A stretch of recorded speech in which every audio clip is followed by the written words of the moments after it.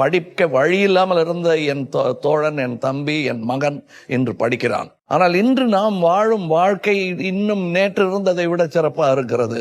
அதுதான் we have to invest in future. அதை முதல்ல தெரிந்து கொண்டவர்கள் உயர்ந்த கட்சியாக திகழ்வார்கள். That's where tolerance stays. Accept your friend, accept your Muslim, accept your Christian, accept your Hindu. அரசனை ஏறுவதற்கு அவசரப்படாம கட்சியில ஒரு தொண்டரா, இளைஞரணி தலைவனா, ஒரு எம்எல்ஏவா, ஒரு மேயரா, டெபுட்டி சிஎம் பணியாற்றி அதுக்கப்புறம் மக்களுடைய பேராதரவுடன் அரசனை ஏறியவர். மாற்றம் தொடுத்து மல்லிகைக்கும் மனம் உண்டு அப்படி.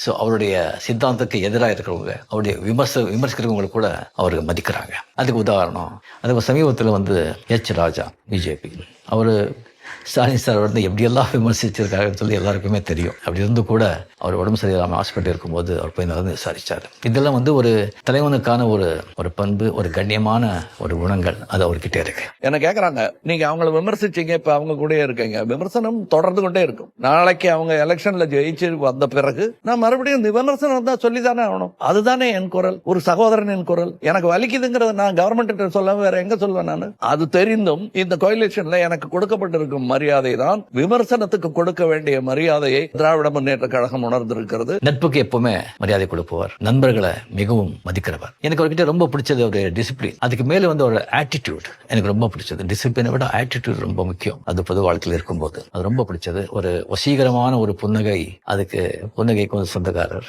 சகோதரர் ஸ்டாலின்ங்கிறீங்களா, உங்களுக்கு அவருக்கு என்ன உறவு, கோத்திர பொருத்தம் என்னன்னு கேட்டீங்கன்னா நான் சொல்றேன், நாங்க 2 பேரும் டார்வின் கோத்திரஸ்தியா, சர்வைவல் ஆஃப் தி ஃபிட்டஸ்ட். அது எலெக்ஷனுக்கு எலெக்ஷன் பாக்குறது இல்ல, வருஷங்களை எண்ணி பாருங்கள். எங்கள் கோத்திரம் அதுதான், டார்வின் கோத்திரம். ரொம்ப கஷ்டம் இதை அழிக்கிறது. வெவ்வேறு கட்சிகள்ல இருந்தாலும் நாங்கள் அந்த கோத்திரம் தான். we will survive and we will continue. தேர்தலில் நடக்கக்கூடிய சுவாரஸ்யங்களை ரொம்ப ஷார்ட்டா தெரிஞ்சுக்கிறதுக்கு ஃபாலோ பண்ணுங்க.